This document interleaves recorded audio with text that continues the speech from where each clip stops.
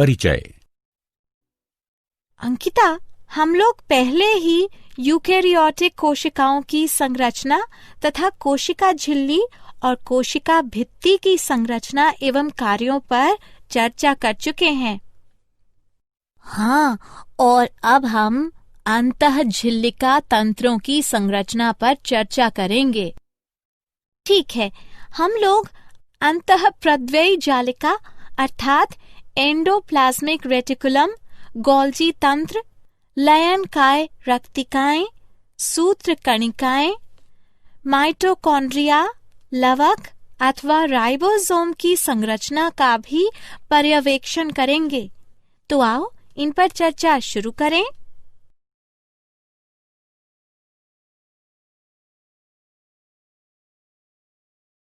उद्देश्य।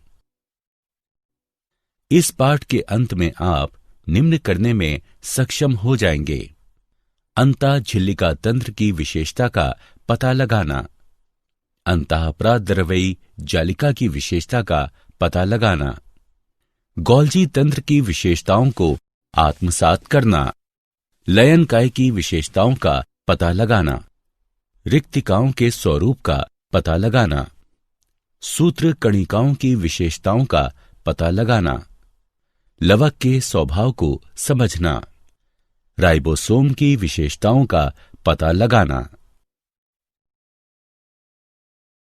अंतःझिल्लिका तंत्र की विशेषता।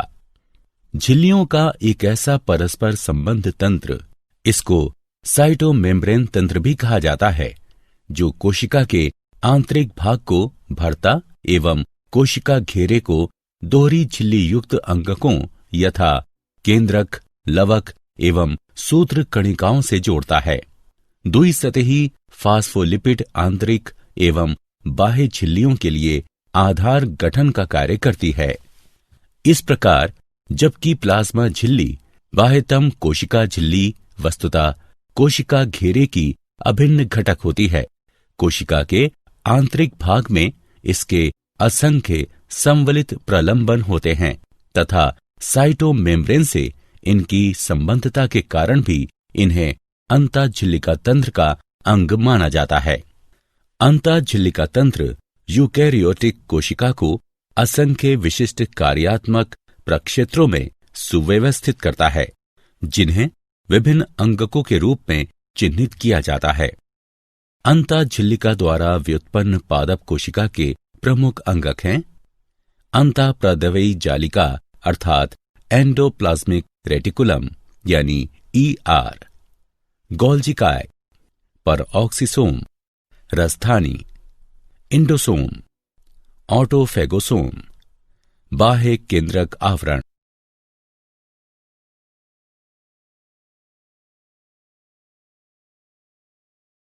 अंतःद्रव्ययी जालिका की संरचना।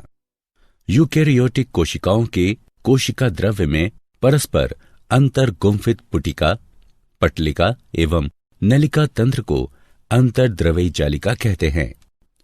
सर्वप्रथम सन 1945 में Keith R. Porter, Albert cloud एवं अर्नेस्ट F. फुलम ने एंडोप्लाज्मिक रेटिकुलम की जालिका युक्त झिल्लियों का पता लगाया। एंडोप्लाज्मिक रेटिकुलम यानी ER की दो सतहें होती हैं तथा यह दोनों कार्य एवं संरचना की दृष्टि से भिन्न होती हैं। इनमें से एक सतह को खुरदरी अंतर्द्रव्ययी जालिका कहते हैं, क्योंकि जालिका के कोशिका द्रव्य वाली सतह पर राइबोसोम चिपके रहते हैं। खुरदरी अंतर्द्रव्ययी जालिका वस्तुतः चपटी, आपस में जुड़ी थैली युक्त छोटी नलिकावत जालिका की श्रृंखला होती है। खुरदरी अंतर्द्रव्ययी जालिका द्वारा प्रोटीन संश्लेषण होता है। दूसरी सतह को चिकनी अंतर्द्रव्ययी जालिका कहते हैं, क्योंकि इसमें राइबोसोम अनुपस्थित रहता है। चिकनी अंतर्द्रव्ययी जालिका वस्तुतः छोटी नलिकाओं का संजाल है। चिकनी अंतर्द्रव्ययी जालिका वसा, स्टेरॉइड एवं मॉर्फिन संश्लेषण के साथ ही कार्बोहाइड्रेट एवं वसा चयापचयी, कैल्शियम सांद्रण तथा औषधि चयापचयी पर नियंत्रण एवं प्रोटीन कोशिका झिल्ली पर अभिग्राहक का संयोजन भी करती है। अंतर्द्रवी जालिका के आंतरिक फैलाव अथवा रिक्त स्थल को लुमेन कहते हैं। अंतर्द्रवी जालिका बहुत व्यापक होती है एवं इसका विस्तार कोशिका झिल्ली से कोशिका द्रव्य तक होता है तथा यह केंद्रक आवरण के साथ निरंतर संपर्क में रहती है।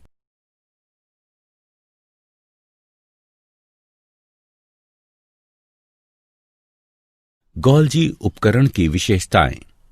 गोल्जी उपकरण बहुत सी चपटी थैलियों या कुंडों से बना झिल्लीदार अंगक होता है। गोल्जी उपकरण जीवकोशीय अंतःझिल्लिका तंत्र का एक अंग है। सर्वप्रथम सन 1898 में इतालवी चिकित्सक कैमिलो गोल्जी ने इसका पता लगाया। इसी कारण इसका नाम गोल्जी उपकरण पड़ा। गोल्जी उपकरण का कार्य कोशिकीय स्राव अर्थात द्रव्य को संवेष्टित कर कोशिका के बाहर स्रवण करना है। गोल्जी उपकरण में झिल्लीबद्ध पटलिका, पुटिका एवं स्रवण पुटिका का ध्रुवाभिसारी समुच्चय होता है। यह कोशिका के अंतर्भाग में प्रोटीन संश्लेषण एवं संकुलन करता है तथा अपने लक्ष्य की दिशा में प्रस्थान से पूर्व अपना मार्ग निर्माण करता है। ये विशेष रूप से स्रवण के लिए प्रोटीन प्रसंस्करण हेतु महत्वपूर्ण है।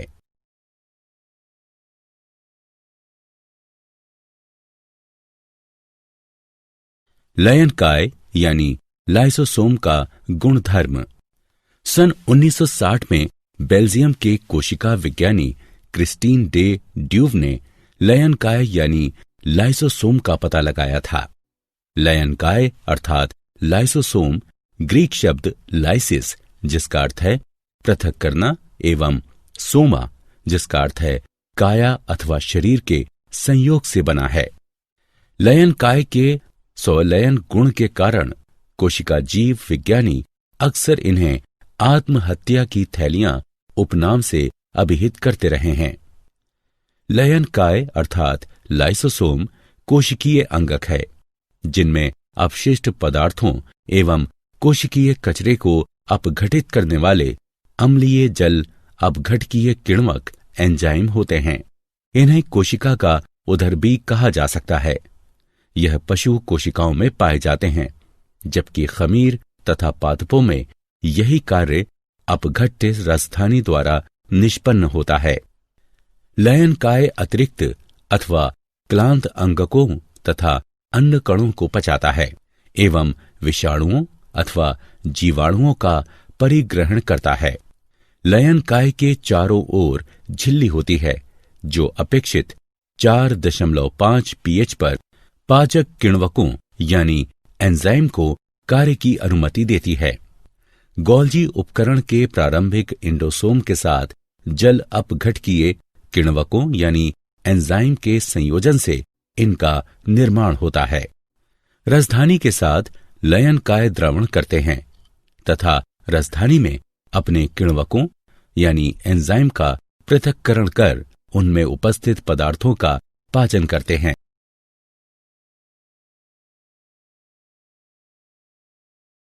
राजधानी के गुणधर्म। कोशिका द्रव्य झिल्ली द्वारा घिरे अंगक को राजधानी कहते हैं जो सभी पादप एवं कवक कोशिकाओं तथा कुछ प्रोटिस्ट पशु एवं जीवाणुविक कोशिकाओं में उपस्थित रहती है। राजधानी अनिवार्य रूप से समावृत कक्षाएं हैं जो किण्वक समाधान समेत अकार्बनिक एवं कार्बनिक अणुयुक्त जल से पूरित रहती हैं। यद्यपि कतिपय दशाओं में इसमें ठोस पदार्थ भी अंतर्विष्ट हो सकते हैं जिनका परिग्रहण किया गया है। एकाधिक पुटिका झिल्लियों के संलयन से राजधानी बनती है एवं प्रभावी रूप से ये उनकी तुलना में बड़े आकार की होती है। इनका कोई मूलभूत रूप अथवा आकार नहीं होता। कोशिकीय आवश्यकता के अनुरूप इनकी संरचना में परिवर्तन होता रहता है। राजधानी के प्राकार्य में वैसे पदार्थों का शोधन भी समाविष्ट है जो जलयुक्त पादप कोशिकाओं एवं वैसी कोशिकाओं के लिए हानिकारक अथवा खतरनाक हो सकता है जो अपशिष्ट पदार्थ युक्त हैं। यह कोशिका के भीतर आंतरिक द्रव्यस्थैतिक दबाव अथवा स्फीत का अनुरक्षण करती है। यह अम्लीय आंतरिक पीएच का अनुरक्षण करती है। यह लघु अणुओं से युक्त होती है। यह कोशिका से अवांछित तत्वों को निकालती है। यह केंद्रीय राजधानी के दबाव के कारण पादपों को उसकी संरचनाओं यथा पुष्प एवं पत्तियों के आलंबन की स्वीकृति देती है। बीज अंकुरण के लिए आवश्यक संचित प्रोटीन निकायों में रखी जाती है, जो कि परिवर्धित राजधानी है।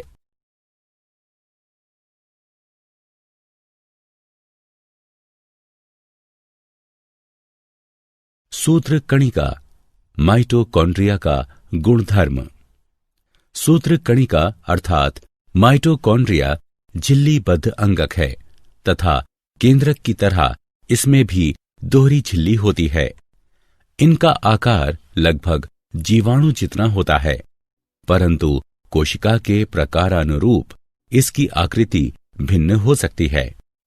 इसकी बाह्य झिल्ली पर्याप्त चिकनी होती है, परंतु अंत झिल्ली अत्यधिक जटिल, ये कई आधात्री की तरफ अंतर्वलन बनाती है, जिसे क्रिस्टी कहते हैं।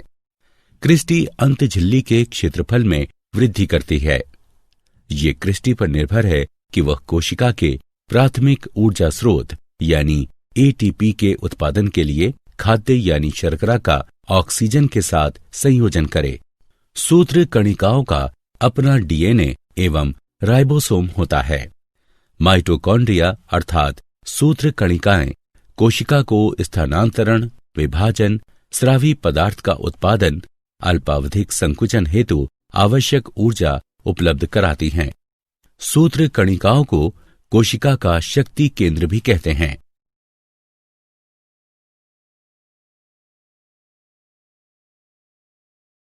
राइबोसोम के गुणधर्म। सन 1953 में जॉर्ज पैलेट ने इलेक्ट्रॉन सूक्ष्मदर्शी द्वारा सघन कणिकामय संरचना का पता लगाया था। राइबोसोम कणमय संरचना है। ये राइबोन्यूक्लिक अम्ल यानी आरएनए एवं प्रोटीन से बने हैं एवं यह झिल्लीबद्ध नहीं होते। यूकैरियोटिक राइबोसोम 80S तथा प्रोकैरियोटिक राइबोसोम 70S प्रकार के होते हैं। यहाँ पर S स्वेडबर्ग इकाई है, जो अवसादन गुणांक को प्रदर्शित करता है। यह आकार एवं घनत्व को व्यक्त करता है। 70S एवं 80S अर्थात दोनों राइबोसोम दो उप इकाइयों से बने होते हैं। राइबोसोम अंतःप्रद्रवी जालिका की बाह्य झिल्ली से भी जुड़े होते हैं। राइबोसोम प्रोटीन संश्लेषण में भाग लेते हैं।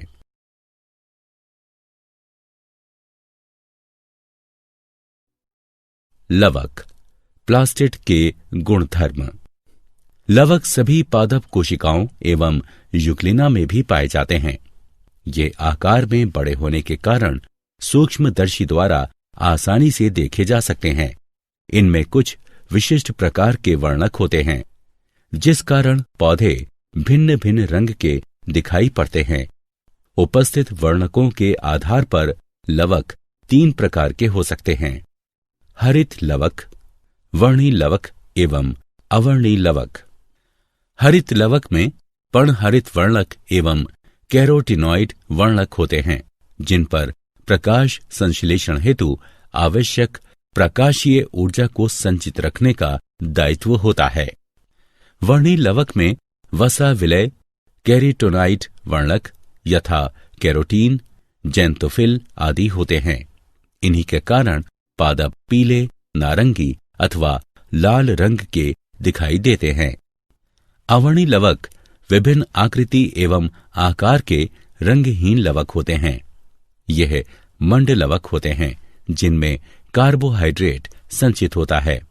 उदाहरण आलू, तेल तथा वसा संचयन के लिए तेल लवक एवं प्रोटीन भंडारण के लिए प्रोटीन लवक होता है।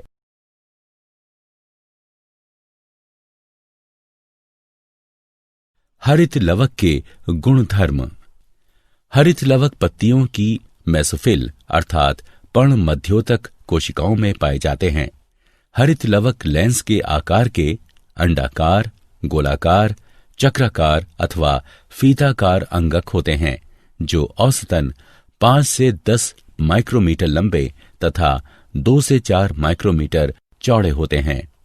क्लेमाइडोमोनास में प्रति कोशिका एक हरित लवक हो सकती है, जबकि हरित शैवाल में प्रति कोशिका इनकी संख्या 20 से 40 तक हो सकती है। हरित लवक द्विझिल्लिका युक्त होते हैं।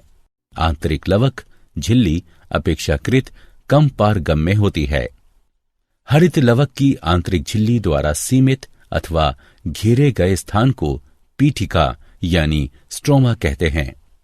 पीठिका में चपटी झिल्ली युक्त थैली जैसी संरचना संगठित रहती है, जिसे थाइलेकोइड कहते हैं। थाइलेकोइड सिक्कों के चट्टों की भांति ढेर के रूप में मिलते हैं, जिन्हें ग्रेना कहा जाता है। कई चपटी झिल्ली जैसी नलिकाएं जो ग्रेना के विभिन्न थाइलेकोइड को संयोजित करती है, उन्हें पीठिका पट्टिलिकाएं कहते हैं। थाइलेकोइड की झिल्ली द्वारा घेरे गए रिक्त स्थान को अवकाशिका कहते हैं। हरित लवक की पीठिका में कार्बोहाइड्रेट, प्रोटीन, द्विलड़ी वृत्ताकार डीएनए एवं राइबोसोम 70S होते हैं। थाइलेकोइड में पर्णहरित वर्णक होते हैं।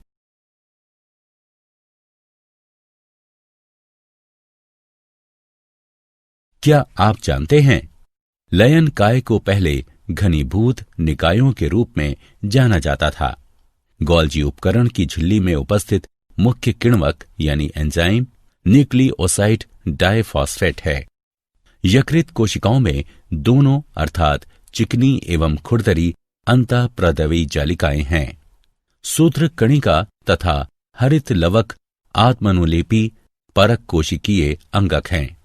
वृहत्काय अमीबा में विशृंखल अवस्था में लगभग 50,000 सूत्र कणिकाएं होती हैं।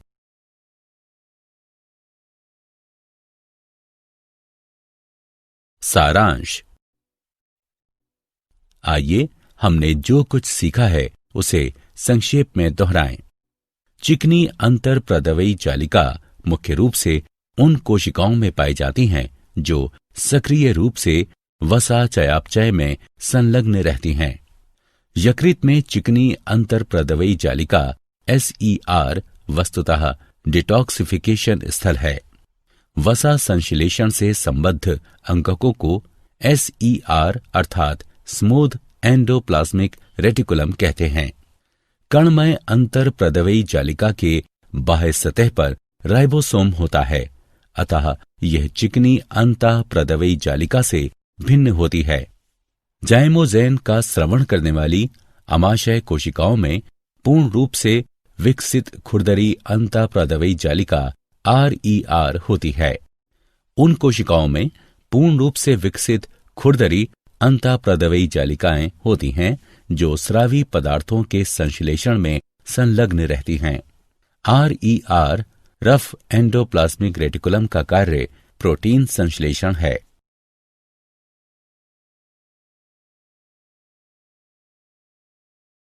खुरदरी अंतरप्रदवी जालिका RER राइबोसोम की उपस्थिति के कारण चिकनी अंतःप्रदवी जालिका SER से भिन्न होती है। एरिथ्रोसाइटस एवं जीवाणुविक कोशिकाओं को छोड़ शेष सभी कोशिकाओं के नाभिकीय परिधि क्षेत्र में गोल्जी संकुल उपस्थित रहता है। यह जीवाणु एवं नीले हरित शैवाल में अनुपस्थित रहते हैं। गोल्जी संकुल चपटी थैलियों से बना झिल्ली युक्त अंगक है। इनमें कोशिकीय स्रावों का संवेष्टन तथा स्रावों का कोशिका के बाहर परिवहन होता है। गोल्जी संकुल विशेष रूप से वसा एवं प्रोटीन के ग्लाइओसिडेशन का कार्य करता है। गोल्जी संकुल लयनकाय एवं पुटिकाओं का निर्माण करते हैं।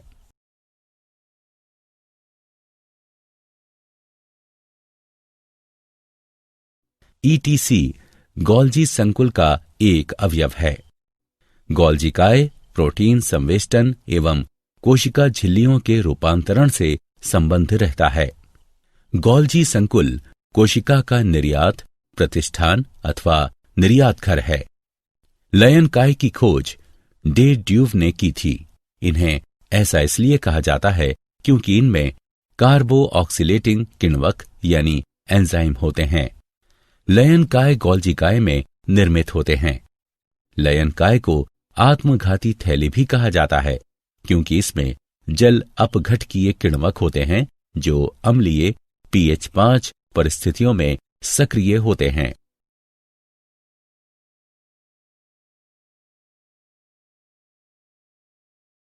लयन काय एकल झिल्ली संरचना है जिसमें किण्वक होते हैं जो सभी प्रकार के बड़े अणुओं यानी मैक्रोमोलिक्यूल्स का पाचन करते हैं। लयन काय में दोहरी झिल्ली अथवा इकाई झिल्ली अनुपस्थित रहती है। जल अपघटकीय किण्वकों से युक्त झिल्लीदार थैली को लयन काय कहते हैं। यह बड़े अणुओं के अंतःकोशिकीय पाचन प्रक्रिया को नियंत्रित करते हैं। लयन काय बहुरूपी होते हैं एवं इनमें हाइड्रोलिसिस उपस्थित रहते हैं। लयन काय अन्य अंककों की संख्या घटाने में सक्षम हैं।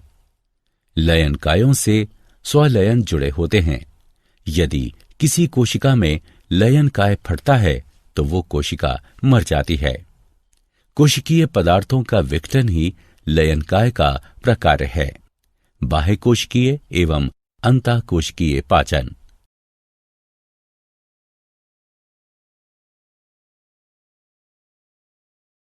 जब लयन काय का फेगोसोम के साथ संलयन होता है तो परिणाम स्वरूप द्वितीयक लयन काय का निर्माण होता है। कोशिका की राजधानियों में जल एवं विघटित पदार्थ उपस्थित रहते हैं। राजधानी के चारों ओर भिन्न रूपेण पारगम्य एकल झिल्ली होती है जिसे टोनोप्लास्ट कहते हैं।